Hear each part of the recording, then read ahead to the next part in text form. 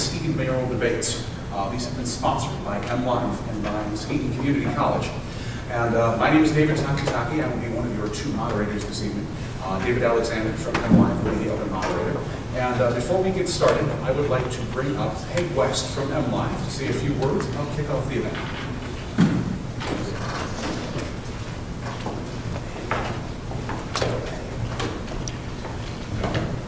Hi everyone, thank you for coming. MLive is very proud to be a part of this. We did debates last year for various offices, and we found that these were really illuminating and a great part of the process, and so we're really happy to be able to do this again. I want to thank the candidates for agreeing to participate, and I think that you're going to find this evening is a good one for helping us take a good look at the candidates running for mayor. So again, thank you for coming, and we appreciate it. Thank you, Peg. Before we get started, I wanted to take a moment to explain the debate format to those of you in the audience so that you can understand exactly how things will proceed. We'll have opening comments from the candidates in 2-minute duration. At that point in time, we move on to the question period. Each candidate will have the opportunity to answer each question we pose, and each candidate will be afforded a 1-minute rebuttal period at the end of their opponent's comments. After we move through those questions, we'll be asking a series of brief yes or no questions of the candidate. And then we'll be moving on to a couple of specific directed questions.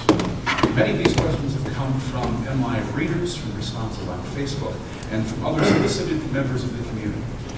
Lastly, the candidates will have the opportunity to possibly, if we're good on time, respond to a final question, and then give their closing statements. We've determined the order in which the candidates will be making their responses and answering their questions by a pre-event coin toss. And so without further ado, we'd like to get started. By our coin toss, Steve will have the opportunity to make his opening statement first. So Steve, thank you. Thank you. And thank you to the sponsors and the opportunity to come before the public. I'm a child of this place, Muskegon. In 56 years, I've seen the best of us and shed tears for seeing the worst of us. I've been blessed to be involved through the years with dedicated neighbors, rich and poor, different race, political background, and lifestyle. I've been blessed to work hard, hand in hand with those who see themselves first and foremost as Muskegonites, friends and neighbors. For our hard work, we are a city moving forward. We are in a period of growth in our manufacturing sector and see increased investment in commercial and residential markets as well. The city is recognized as a leader in fiscal responsibility. The confidence our good governance engendered leads to collaborative outreach to sister governments, educational entities, and positive relations with the business community. This results in cost savings and services provided, reductions in truancy, and safe, positive recreation for our kids, as well as job training and increased employment opportunities for our workforce. What we are involved in keeps a clear focus on the challenges of urban violence, unemployment, and poverty, and school dropouts. Our partnerships in social justice with educators, nonprofits, and faith-based business communities and neighborhood association keeps the continually positive momentum going. Muskegonites have continually recognized the needs in the community, and we have been stepping up for decades to address them. In 12 years on the Muskegon City Commission and as mayor for over the past year, I continually work daily in contact with elders and the young, survivors of tragedy, and just the average guy at the grocery store who appreciates our hard work and wants to be supportive or get involved.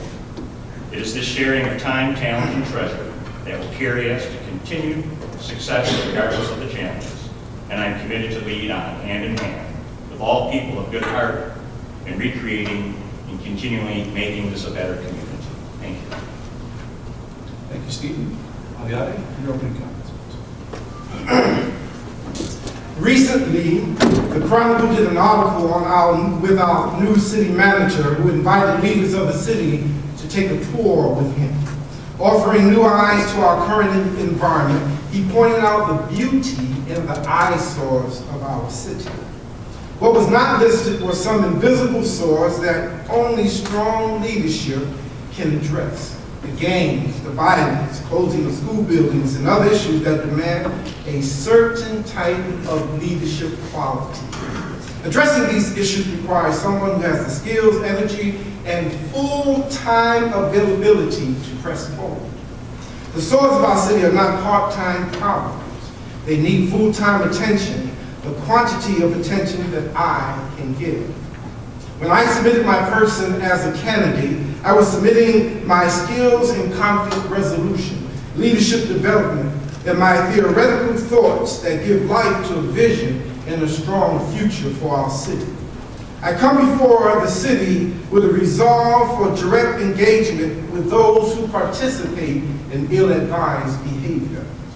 I am submitting to you the type of leadership that has the time, determination, desire to meet with business leaders, struggling businesses, community organizations, students, gang members, and every organized entity in our city to re-energize and revisit the master plan for all citizens. My persistent effective leadership is evidenced in my academic accomplishments, my student evaluations, my consultation with businesses, and some results of my work are still evident in the city of Benton Harbor, where I started a street ministry in response to activities as we see at the Wood Street Market. On November 5th, you will have the opportunity to make a choice for a leadership that is vibrant, fluid, and visionary, leadership that will take us from a good city to a great city. I submit that I believe I am the candidate. Thank you, Ken. We'll now move into our questioning period, and I will turn the mic over to Dave Ellison. We'll start with Aviati, and I will remind the audience that we had asked the candidates I was to refer to them prior to, and we were going with Aviati and with Steve. And welcome, candidates. Thank you. Aviati, how would you rezone the Sappy property? I would rezone it with multiple purposes for tourism, restaurants, residential areas. I would rezone it that allows an extension to downtown for walking trails and things of that nature. I think the rezoning has to be more than simply the reshaping of that property. It has to involve a movement, a change that invites the engagement and participation of not only our city, but people outside of our city. We have something that most cities do not have. We have one of the most beautiful waterfronts. You can get what we have by going to the Bahamas, but we have it right here. And so we need to rezone that area in a way that facilitates the use of our natural resources that we have in this city. Steve, same question. How would you rezone the Sappy property? I've always been a proponent. The city's been moving in the direction, has always held that it will be a mixed-use type of development. It reflects a lot of what Aviati has said. I would foresee residential uses as well as recreational, commercial, and really developing it to tie into the lakeside neighborhood and the rest of the city. Also looking at opening up our watershed views so that we can celebrate our natural resources, and hopefully we can do improve hookup with our bike trail. Aviati, your response? I think we're on the same page on that. Steve, would you like to have anything else to say? No. Next question, Dave. The employment situation in Muskegon is something that's very important and very dear to a lot of people in our community and a lot of readers of MLive. And interest in jobs, not just jobs that provide employment, but jobs that can support a family is a high priority. What should City Hall do to improve family-supporting job development? This question is to Steve first. The city has had a magnificent relationship with the business community, and we see the results of that over the past year or more with, well, last night, almost $1 million of reinvestment again with one of our manufacturers. And that's on the heels of over $60 million in reinvestment in existing manufacturers within our industrial park and other areas within the city.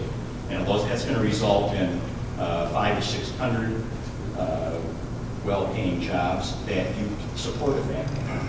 But we have to be aware, and the community has to be aware, that they're responsible as well as having to develop those skills through high school education. education, get out to Muskegon Community College and get a certification in one of the industrial arts or an associate's degree or beyond.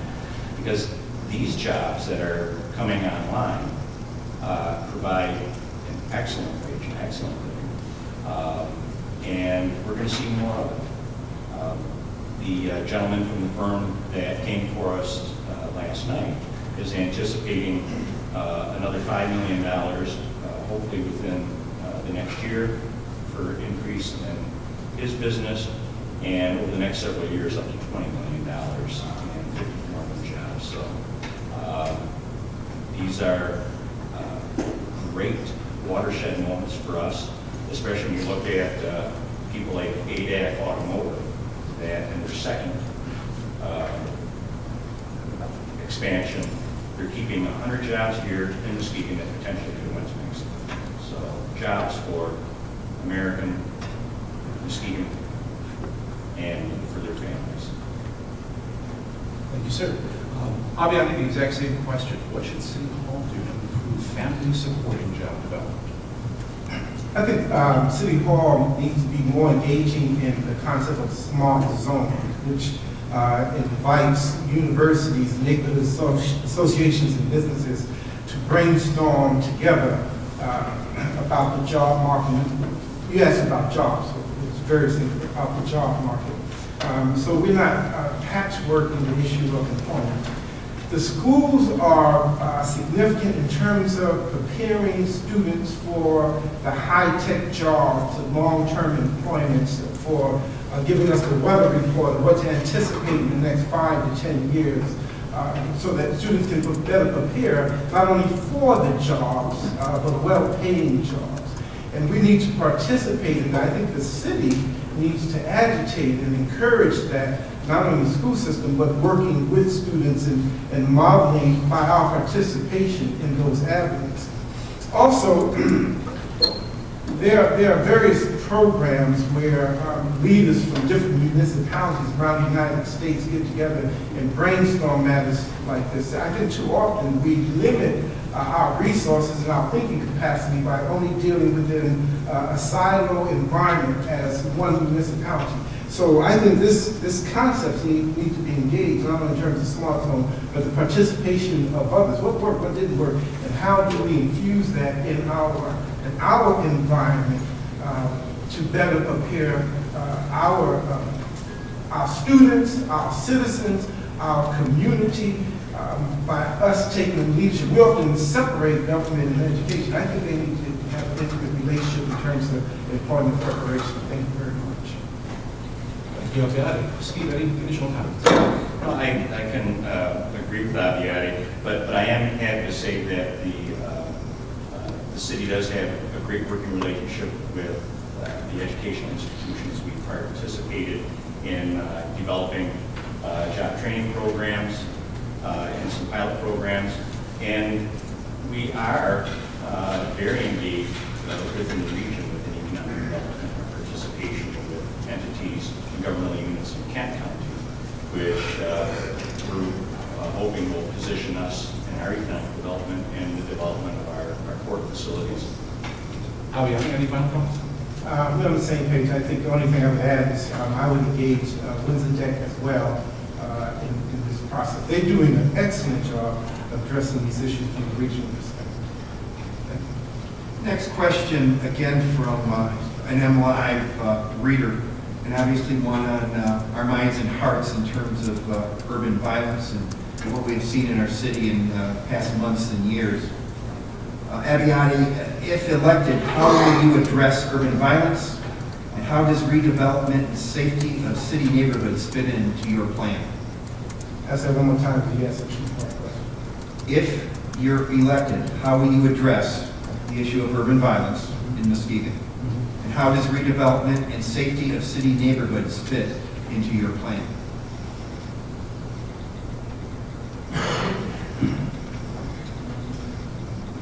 Thank you. Urban violence has been a real issue for our city, as many of us are aware of. I've already begun engaging that. On various times I've been to the Wood Street Market. I've been to some of the parks where the shootings shootings have occurred, I've been talking to some of the people in their attire, realizing that they participated in certain groups and just getting to know them, because I think the solving of the issue of violence is not a matter of sicking the police on people. Somebody who was raised in New York City participating in gangs, that just stimulates gangs some more, because it's a challenge that part of manhood is living up to that challenge. The way to address violence is through relationships. And so I've already initiated talking to folk in the community, relating to them. They're starting to become familiar with my face. Now it's still hands off, because who's this guy, who's this good looking guy with a tie? Yeah, you were supposed to laugh on that. Listen up, everybody. Thanks, my friend.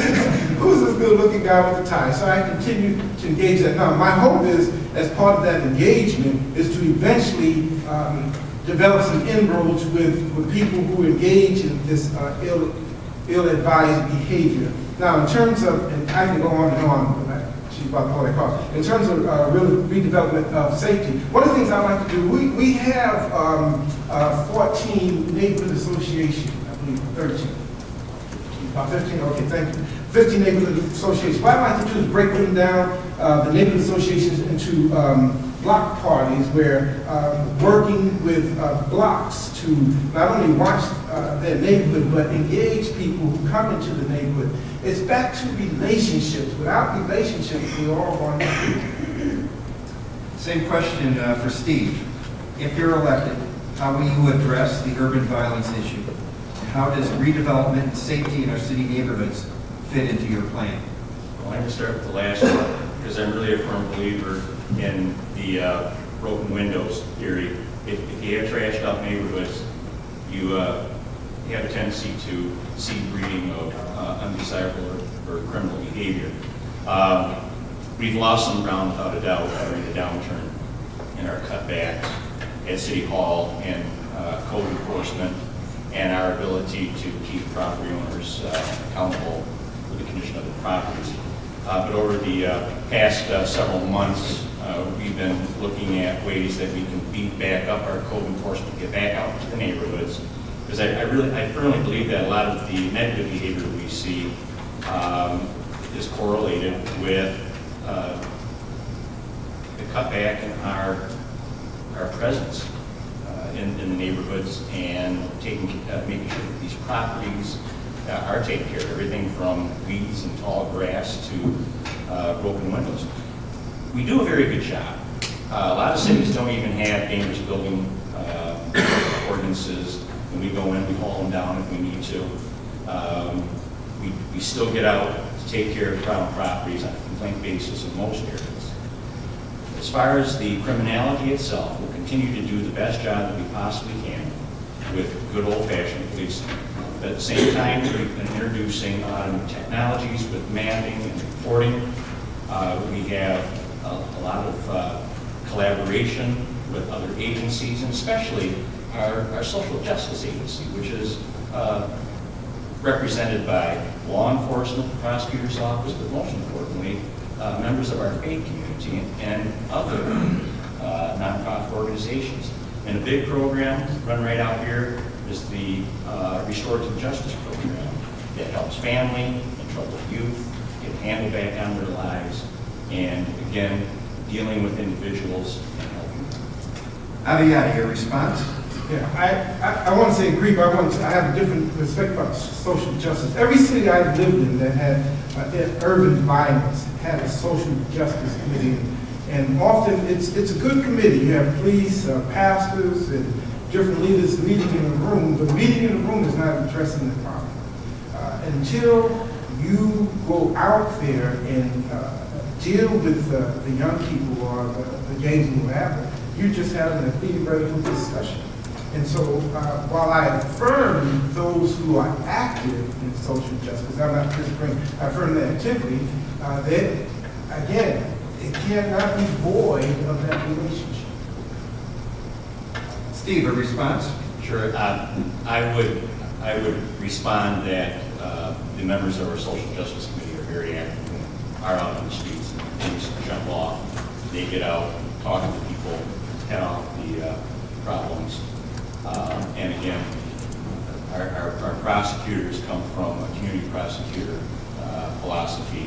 They are out on the streets, they are at the neighborhood association meetings, and they are engaged with the individuals that may be acting out and their families and finding alternatives to prosecution and helping lead the way to a more positive lifestyle. Thank you, gentlemen. We live in a world of scarce resources. And obviously, if we could put any amount of money or effort to bear on some of these problems, they'd be easy to solve. Sadly, we don't have that ability, which is why it's important for us to know a little bit about your fiscal and budgetary philosophy. Where would you generate revenue? Where would you spend money? And where would you cut? Steve, this question is to you first. Municipality is reliant on our tax base, as most governmental units are. The days of federal infusions of cash through community block development grants and other such programs are probably coming to a close. It doesn't mean that we don't shake those bushes, and we do. We develop good relationships with our congressional members and keep ourselves front and center to see what resources can come to bear, any aid from Washington. We also have excellent relationships with our Lansing delegation, and we've seen some very good and positive partnerships with them, such as monies coming forward to deal with our armored regiment and things like that. But ultimately, we have to continue to grow the economy because we are dependent on property taxes. We're dependent on our income tax within the city of Muskegon. So a successful economy gives us the resources that we can use. I'm a firm believer in continued use of our resources for our essential services first and foremost. Public safety, our public works, our economic development. And we have to be very careful in other areas. We've had very, very nice programs in the past, but they were basically funded through CDBG funds. And sometimes we have to reinvent the wheel. And sometimes we have great success at it. We used to have a leisure services department that provided programming for children.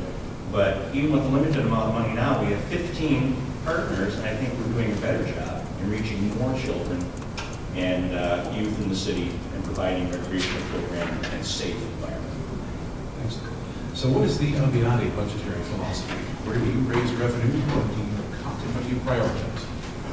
First of all, I believe that every city, every business, every system needs to have a master plan. That needs to dictate your finances and your budget. So I seldom hear in the public sector much about the master plan. So one thing I would do is revisit and energize the master plan and have that dictate the budget. Because part of the master plan requires the involvement of the community and the citizens to say what is a priority. Because people tend to be more open to giving to the things they value. The direct example of that is the farmers market. That money didn't come from the government. A lot of it came from independent people and folk who were invested, businesses who were invested in that. So as we, I believe my type of leadership of envisioning and encouraging and challenging people, I would bring to the table such types of options as the farmers market as a way for people to invest in the things that they desire to invest in. I think that's because if you don't have things people invest in, then you have to be dependent on taxes. Now, we need taxes as a basis, but not taxes as a way of motivating increased giving.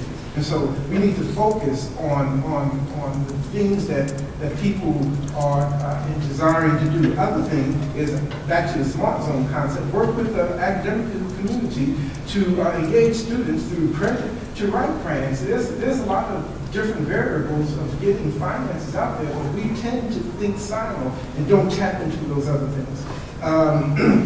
In terms of cutting, The cutting, again, will be based on the master plan priority. The things that are not a priority are the things that we will do. Steve, your response? Any other commentary? And I like to listen. Very good. Next question, gentlemen, from an MI reader. What is the city's role and what policies would you suggest to downtown redevelopment? Abiati, you're first on this one. Downtown redevelopment.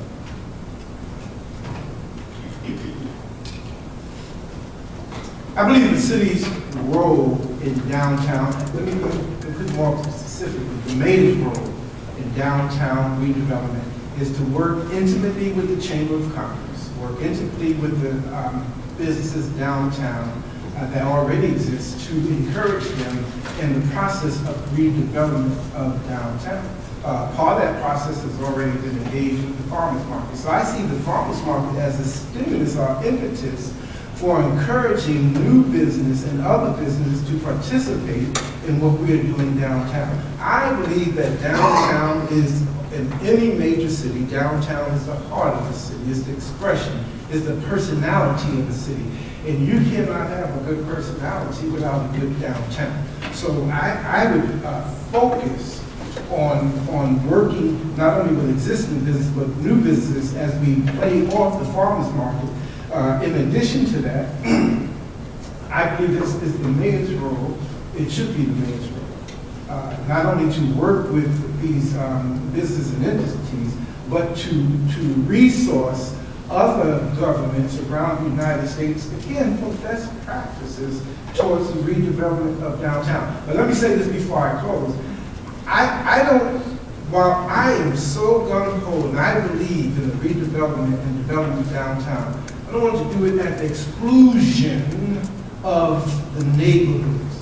For example, as we move, while I was in support of the farmers market going downtown, I also have spoken to various leaders in the community that we need to do something in the neighborhoods that we're taking that out of. You cannot take something out of a neighborhood to make something better without replacing it with something else. So I thought that, so I'd like to see that relationship with the two. Steve, same question. What is the city's role and what policies would you suggest for continuing downtown redevelopment? The city's had a major role right from the beginning after the mall closed. We kicked in almost $500,000 and became a partner with the downtown Muskegon Development Corporation. We're ex officio now, which means I don't have a vote on the committee, but we ponied up to make sure that we cut those chains, opened up those parking lots, and brought back Western Avenue. We were also in the forefront and did the hard work and made the decision to go ahead and cut those streets and restore Western Avenue and its ancillaries when some people weren't really all that sure if we should move ahead that far, do things in stages. Well, we thought, well, no, we're going to do it. We're going to do it right. We're going to do it now. I do sit on, again, non-voting on the Downtown Muskegon Development Corporation board. I meet monthly with the makeup and highly engaged there as well as at the Chamber of Commerce. We are a major funder of downtown Muskegon now. It started out as Muskegon Main Street. Hi, Dan. So a long working relationship with those folks, and it's a continual dialogue and a deep one. And I'm a kid that played on Western Avenue. You know, I know what Western Avenue was. I'm sure we're going to even have a better one. But I do agree with Abiati in that none of this occurs at the expense of the immediate neighborhoods. And we've done one of the first major steps in immediate neighborhood redevelopment by doing the turn back on Webster and on Muskegon. We're getting rid of that wall that used to separate the neighborhood from downtown, and we will integrate the two. And it will be fantastic. Abiati, a response? A statement, not necessarily. I agree with what he's saying. I spoke to a couple of people in business who felt that some of our ordinances and rules were inhibited of expression. One person wanted to put up a flag, a beautifully designed flag that would have cost them some significant money, but they were told because of some dimensions that they couldn't put it up. So the other thing I'd like to do, you can have policy that's ineffective. So I'd like to revisit the policy and how and reshape the policy so it's more user-friendly for businesses. Because you can have policy without relationship is conflict. Steve? I agree we have to look at flexibility, but do remember that municipalities are bound by state uniform code, and we don't impose anything more restrictive than the state of Michigan. And where we do have to continually review and make sure we're being fair, we also have to realize that codes and the like were put in effect for different reasons, and a lot of it is for public safety right-of-way issues. But yes, we need to. Thank you. Since the earliest times here in Muskegon, since the lumber years, our waterfront has been a significant portion of the city's economic and personal identity. Steve, how important is waterfront and port development to the city's future? We're going to be the port of Michigan again. It's not going to be an old tag on an old, patch, the port city. I really feel that we're moving in the direction of becoming the port city of Michigan. Our relationship, again, in a new consortium, including Kent County, the city of Grand Rapids, Wyoming, the development group, The Right Place, along with the county of Muskegon, the city of Muskegon, and Muskegon area First, our economic development organization, are engaged in a regional collaborative, which will hopefully, and I don't doubt, will really build on the fact that we've got the port, we've got the rail spurs, and we have the highway access that is very amenable for port facility development on the east end of the lake, as well as manufacturing facilities. And there's a lot of excitement being engendered throughout the region. And that can go hand in hand with our residential and recreational development from downtown to Pierre Marquette. I mean, face it, our port is second to none within the Great Lakes watershed. And I see nothing but great days ahead for both uses. I'll be honest, same question to you, sir. How important is waterfront and port development to our city's future? Very, very all capital letters important. In one of my presentations, I identified us as people of the water. We have, in terms of image and beauty and resources, one of the best locations in the United States, right here in Muskegon. I think it's significant enough to shape our identity as a municipality. An identity that shapes, again, our budget, that shapes our decisions, that shapes our relationships, that shapes our master plan and our relationships and our focus together. I think not only for us, but as Muskegon being the largest populated municipality in the county, we have a responsibility to model, to set the pace, to set the stage. We have opportunity by using the resources we have that other people do not have. Also, not only other municipalities in the county, but we need to be a model for the state. And I wouldn't stop there. I would say for the United States. We have a diamond that we have not played well. And I believe that our diamond is found in our water. The other thing I think we could do, or we should do, is piggyback off of other programs that lend itself to the weight of what we'd like to do. For example, the state anticipates spending $25 million in the Pure Water campaign. We should be riding that. They're putting the money out there. All we have to do is piggyback off that. We have the resources and we have the location to lift those things up, to identify us and to bring others to us. Steve, any response?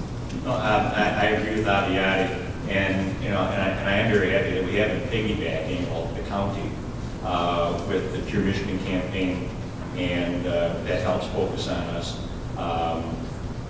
He's right; it's a beautiful diamond, and we're blessed with the Annis Water Research Center and the research going on there. So I think it's certainly in the forefront, and we will continue to steward this resource to the benefit of all our people. Aviati, final thoughts? Nice job. The BC Cobb plant, it's expected to close, be mothballed in 2016. For Aviati, first on this question, that is a negative for our community. It is our largest tax base, not only for the city, but for the county, and there are very meaningful jobs out there. What's City Hall's role in turning this lemon into lemonade? Is that it? That's it. Oh. Thank you. First of all, I'm appreciative that BC Carpet has given an extension to making final decision. I have to answer that question for an outside. I have asked myself, asked others, could I be invited to the table to help brainstorm different options to this. Hopefully they put you in there. But I think, one, that it is a significant part of our tax base. And so when we brainstorm what to do with that area, we need to do it, one, in view of the master plan. I think part of our silo thinking, we take things in isolation. What if, when we talk with the BC Car plan, first of all, what is our master plan and how does that fit in any reorientation or redefinition or reuse of that property as opposed to just running in there and trying to maintain. Maintain is not healthy. We need to have a vision for direction, and that needs to be influenced by our master plan. There needs to be a plan A, B, and C now, not after they close, not in 2016. That process needs to be going on now. If I were mayor, I would be sitting in on that process, keeping the community informed, asking community to participate in those type of decisions. I think City Hall has a very significant, our city has a very significant reason to be at the table because it impacts not only in terms of taxes and jobs, but in terms of an eyesore that's just closed down in terms, but you know, when that, if that closed down, I do see that as an opportunity to engage the community now with different options for use of that facility. Steve, same question. It's a negative to lose the tax base, the jobs. What is City Hall's role in turning that lemon into lemonade? We're on it. We've been dealing with the reality over several years. We have already moved to rezone a good portion of that east end of the lake for manufacturing and port development. We've been engaging consumers' energy along with other members of the port consortium to begin planning. I do like the point of bringing in the community, but at this point, remember, we're dealing with private property, and private property owners are only so willing at any given point to be engaged at the level that they're willing to at this point. But we do have a good relationship with consumers' energy.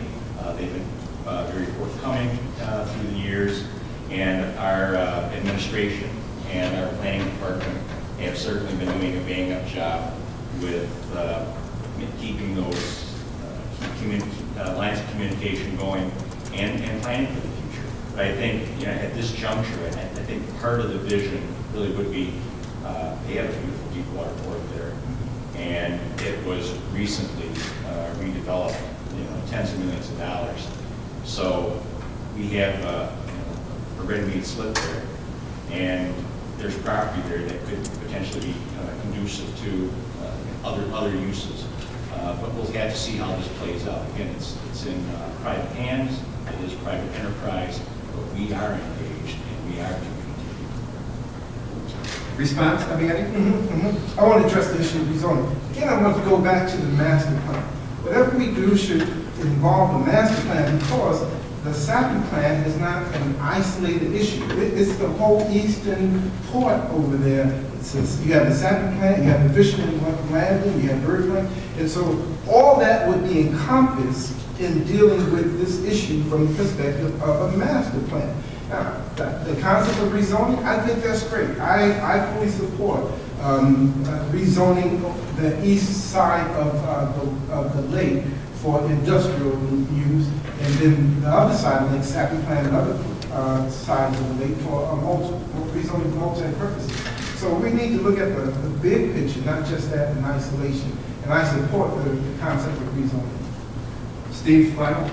I will say that the rezoning on that end of the lake, at the eastern end to port facility and manufacturing, does fit the bill for our master plan. Exactly. You both talked about relationships in the community. You both talked about ways that the city hall can assist the community in a variety of ways. Muskegon is an incredibly diverse community, and that's why occasionally we have to ask hard questions. The question I have to ask you, and Steve, you do this one first, is there a racial divide in Muskegon? And if so, what can City Hall do to bring the community together? If not, why or how do you deal with the people who believe that there is one and that it's a roadblock? There's no doubt in my mind that, here and throughout the United States, race plays an issue. Different groups, for whatever reason, bad learning, are taught to distrust or dislike them. And that's a horrible shame. At City Hall, we won't stand for racial divide in our operations, in our relationships. Abiyati brought up morality. It's our philosophy. We've done a great job at City Hall in, I think, mirroring the community at the highest levels of our administration. We figured that over 40%, almost 50% of our division department heads don't look like me.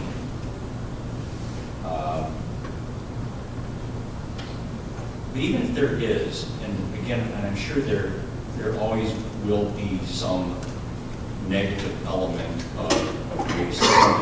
There's always a bigot who would arrow someplace. But we have to continue to reach out and be Muskegoners and see each other as friends, as neighbors, regardless. And I'm just lucky that I grew up in a family, in a neighborhood that, difference was celebrated, maybe, but you didn't give it much thought. You didn't give it much thought at school, even in an 8-room elementary school at St. Jean's, where even in the 1960s, not everybody looked like me. And some of our suburban friends may have looked a little askance at us, but we had friends stay over, they didn't look like me.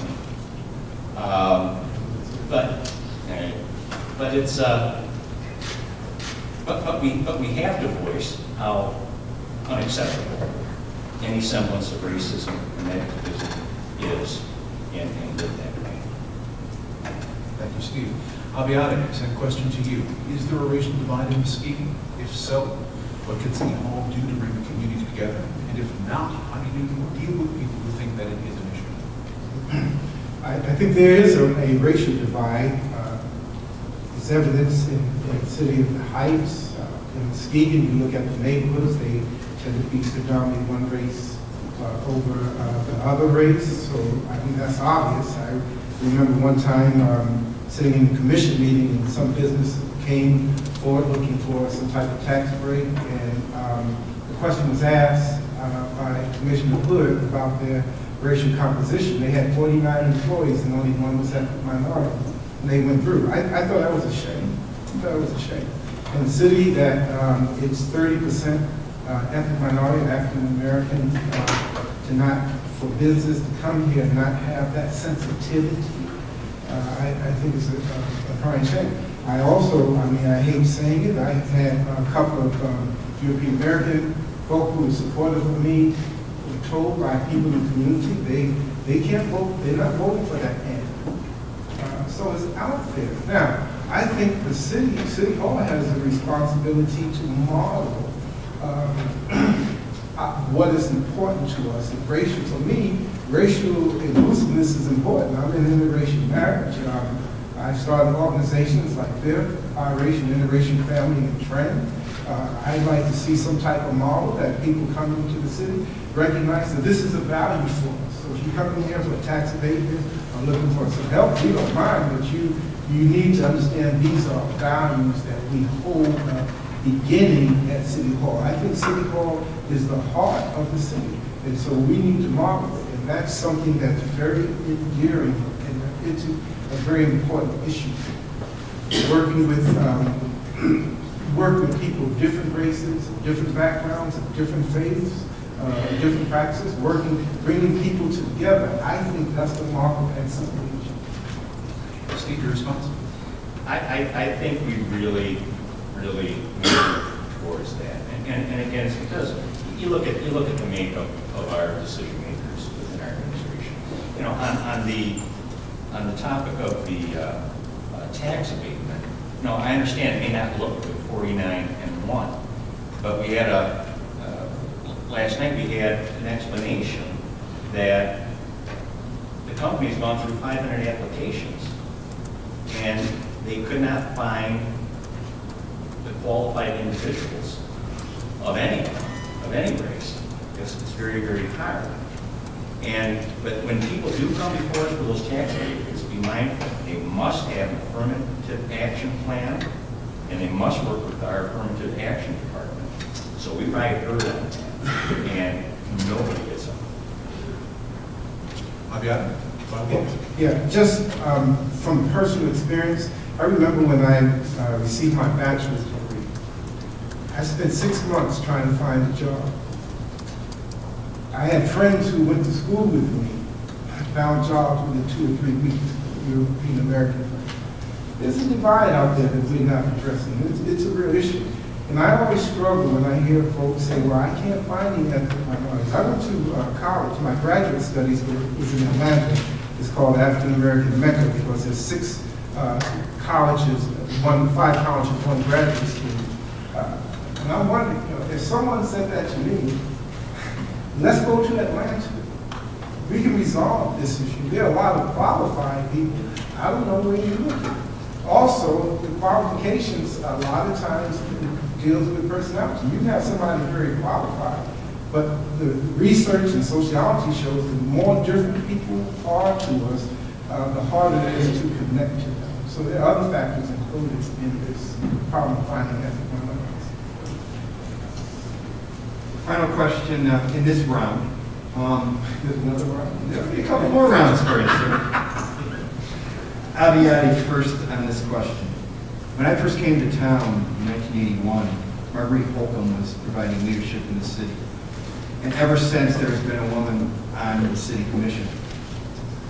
That will not be the case after your guys' election and when the new group takes office January 1st. Is that an issue with you? And if so, how do you respond? Aviati.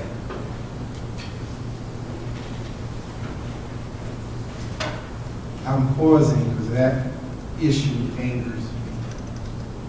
I do not know how in the city of Muskegon we are in the place in January 1st, not one female sitting on the commission. If I could step down and let a female run against my friend, I would do it. That's how strongly I feel about the inclusion. That does not make any, that really irritates me. And I'm not apologizing, that just irritates me. I was asked what would I have done if I didn't commissioner or mayor. I would have been advocating that we give serious consideration to a female candidate to avoid what has just happened. I know that is not the practice. The commissioners and mayors are supposed to all be neutral. I'm not about neutral when it comes to advancing and progressive thinking. That should have been voiced. That's just not acceptable. That should have been voiced. And I will voice that whether I'm a mayor or not. One of my commitments is to make sure that this does not happen again. And I don't mind telling you, I am very disturbed about this issue. Steve, same question. Is the fact that there will be no women on the city commission starting in January an issue for the city, and how would you respond, or will respond? We will certainly miss the input of women, without a doubt. We will miss that. We'll become too homogeneous as far as gender. But in speaking with individuals, they're satisfied that as long as an individual is an individual, a person of good heart, and is sincere in their dedication to work for the city, that we can work through this. And that's from some what I would consider rather progressive, individuals. But for them, it was more of, is there an individual of good heart? What we need to do is continue to reach out in the community and encourage the participation of women to come forward, to become involved, and run for city government.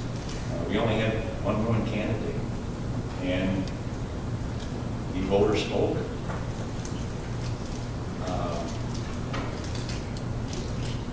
But I will say the lack of women on the commission will be missed, and their input, and not just because of that. There's a difference in our thought processes.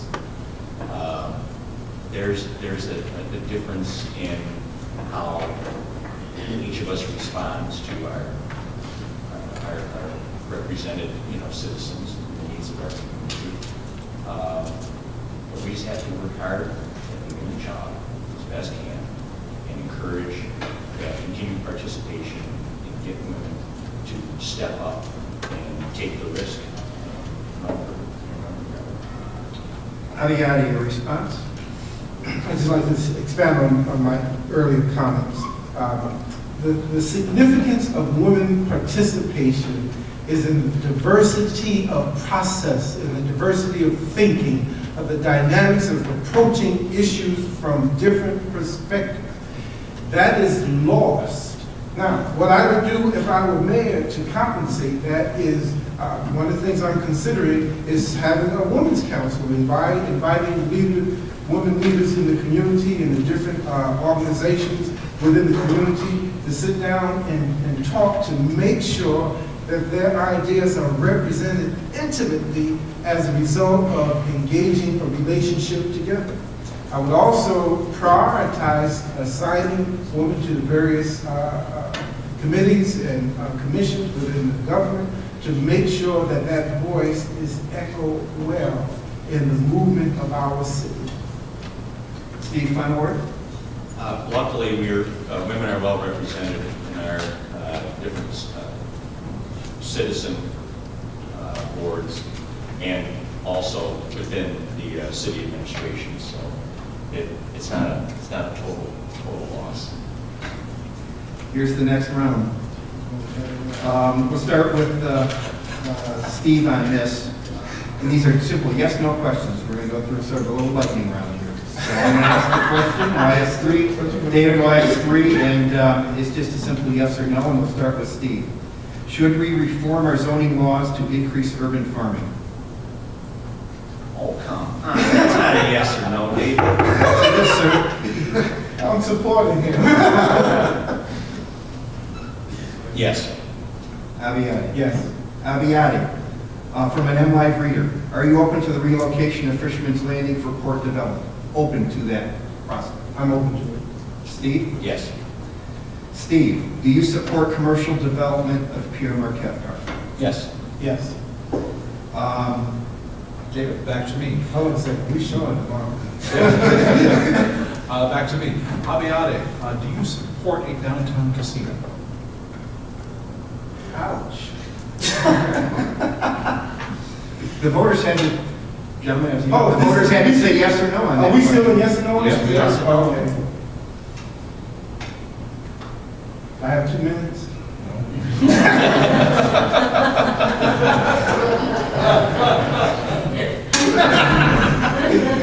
Oh, man. Yes, with the people, because I believe the people support that. Steve. Yes. To Steve now. Should the city encourage creation of a new summer music festival? Encourage. Yes. Yes. Yes. And then to Abiade first. With the agreement on current long-term water contracts with many neighboring communities, should Muskegon continue to pursue consolidation of water plant operations with Muskegon Heights? Yes or no? Was that two first? To Abiade first. Yes. Yes. And a final in this round from a Facebook poster. In 1 or 2 words, what's the most pressing issue? Not yes or no. Give me an issue. The most pressing one in your mind for the city of Muskegon. Steve? Most pressing. Most pressing issue. One. The one. Give me one. That's the most pressing in your mind. Economic development. Abiade? Economic development. I was going to say employment. Okay, now we're going to move on to a couple of very specific questions. You each get your own question this time. This is having to do with your background and biographies. So I'm going to ask a question to Mr. Abiade. You've lived in Muskegon for 4 years. You've been running for mayor for about 2 years. Why do you want to start out as mayor? And why are you running so hard for a position that in a community with a city manager can be seen primarily as a figurehead? I like our structure because the authority of the mayor is in the influence, not the authority. I like the dynamics of that type of relationship. Hard is a relative term. I don't see myself as running hard. I'm a high energy person. That my congregation is happy I don't drink coffee. I rise at 4 o'clock each morning. Go to the Y and work outside. I'm just a high energy person. Ask the question, and I want to make sure I answer the question correctly. Sure. You've lived in Muskegon for 4 years. You're running for mayor for 2. What do you want to start out as a mayor, and why are you running so for this position, which in this system with the city manager can be seen as mayor?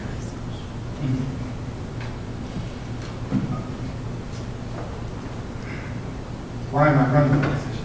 Yes. I'm running for position because I believe, as I said before, Muskegon is a diamond in the rough. And in order to get to the diamond, you need certain skills to get through the rough. The rough is the violence, the swords, and all those other things are the silo mentality among the leaders. I believe as a mayor, I can't require those people to come to the table. I can invite them. And I like to use the influence of the office to invite people to the table, to address issues of improvement, to address economic development, to address moving our city in the future, the rezoning of the waterfront.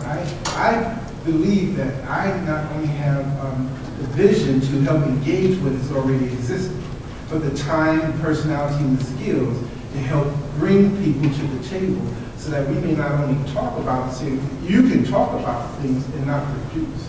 But I have the tenacity to make sure that our conversation is manifested in action. A question for Steve. You've been involved in the city government for about a dozen years. Some of the critics would say that not much has really happened during that time. And I guess as you go into your own elected term of office as mayor, if elected, how would your style or the way that you would approach that office be different from past mayors and past leaders in our community?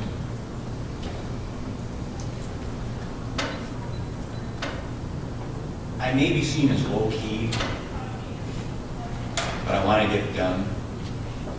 And I also use my influence in the form of my ability to develop positive relationships, facilitate those, but I know when to step back and let the pros at City Hall close the deal. And for those individuals that believe not much has gone on, then I don't know where they've been living. Like I say, I can reiterate the recent events and the reinvestment in manufacturing, but I mean, we were successful in seeing developments occur in the downtown area that were in the pipeline, even during the economic downturn. I mean, when you really look at it, we've gone at lightning speed now. People like to see it go faster. They like to see, 10-story buildings going up. But I think about $200 million in reinvestment in the downtown area is a pretty darn good thing. I really think that putting in bike trails during my 12 years is a really good thing.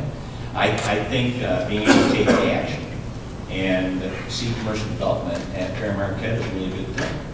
I really think that being able to sustain community policing and even during the downturn, try to keep up as best possible with our lack in code enforcement and everything is a good thing. And I think our continued outreach and our partnership with neighborhood associations and other nonprofits, and going back with, I think, an excellent relationship with the business community, it's a really good thing. We've done tons. We will go on to the next portion of this and we'll then come to our closing. But two questions we will have asked by the candidate of their opponent. And we will start with Steve asking a question of Aviata. I really haven't thought of one. Other than, I always want to know why it goes so good. But no, I really don't have what I would consider what they would think of a substantive question. But one thing I'd ask after it's said and done, I think the four of us should go out and have dinner. And then, Aviata, you have the opportunity to ask a question of Steve. I have constructed a question, but I'm not comfortable asking it with him not asking the question. With that, Yeah, that brings us to the closing comments for the two of you, and again, as determined by the coin toss earlier. Steve, you'll have the first opportunity to give your closing comments. I just want to thank you all for coming out tonight, and I want to thank everybody here and not here for the overwhelming support that I've received during my 12 years at City Hall and during this campaign. It's extremely humbling. But I don't have an option of being humble, especially because the two women over there, they're, Mom, she kicked my butt, so was I.